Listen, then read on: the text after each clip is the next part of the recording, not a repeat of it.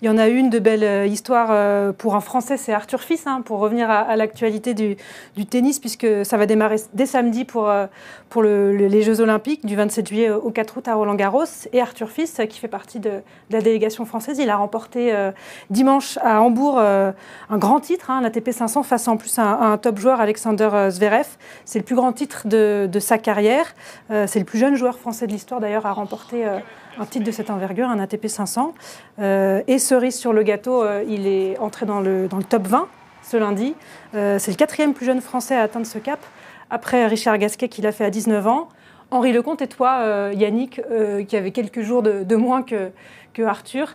Vous avez suivi un petit peu ça, la trajectoire de ce garçon qu'on attend depuis quelques mois, qu'on a vu progresser. Et là, il va chercher un grand titre sur la terre battue à quelques jours des Jeux. C'est une belle histoire qu'on a envie de vivre aussi, sans forcément parler de médailles, mais c'est une vraie chance de faire briller le tennis.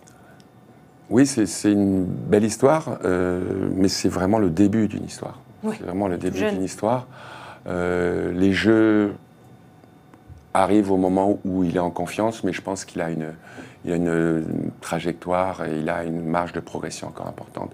D'autant plus que c'est un garçon qui est ambitieux, très ambitieux, qui est travailleur, qui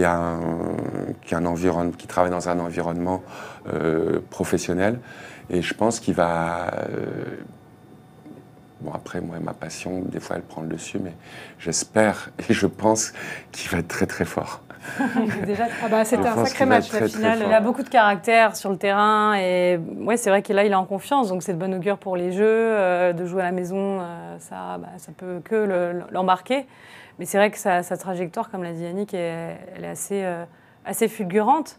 En espérant qu'il puisse aussi gérer cette pression, parce qu'on le sait, pour certains Français, de jouer à domicile, oui, ça c'est pas toujours facile. Hein. Bon, voilà, après, là, c'est vrai que la performance qu'il fait contre Zverev, où c'est un match très solide, vraiment, il allait chercher cette victoire, elle dit beaucoup de choses. Donc, il a sauvé énormément de balles de break, et il n'y en a qu'une que Zverev a réussi à convertir, c'est dans le deuxième set. Et il est très solide dans le tie-break, notamment. À chaque fois qu'il a été dos au mur, face à un joueur de cette envergure, finaliste en Grand Chelem, champion olympique, Alexander Zverev à Tokyo, c'est fort quand même ce qu'il a fait.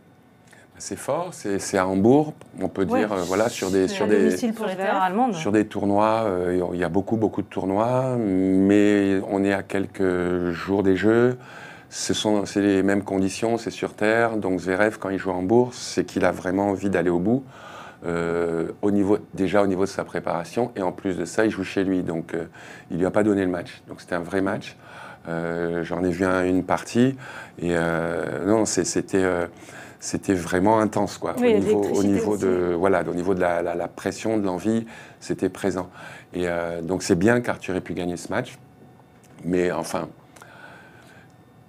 Je sais que pour lui, il se dit ouais, c'était bien, mais c'est une étape, quoi. C'est-à-dire que pour lui, c'est presque déjà balayé, quoi. Et ça, c'est très très bien, et parce qu'il a envie d'aller haut. Et il est bien entouré. Effectivement, il a très tôt affirmé ses ambitions, ce qu'on n'aime pas toujours en France, mais lui, il l'a toujours dit haut et fort qu'il voulait aller loin. Il est bien entouré, il a pris des décisions aussi. Il est avec Sébastien Grosjean qui le coach, et on sent qu'il ne veut pas forcément brûler les étapes, mais qu'il veut les passer, quoi. Et ce, bon, non, mais bon, on peut en parler longtemps, mais je pense que ça va être notre porte-drapeau pendant un bon moment.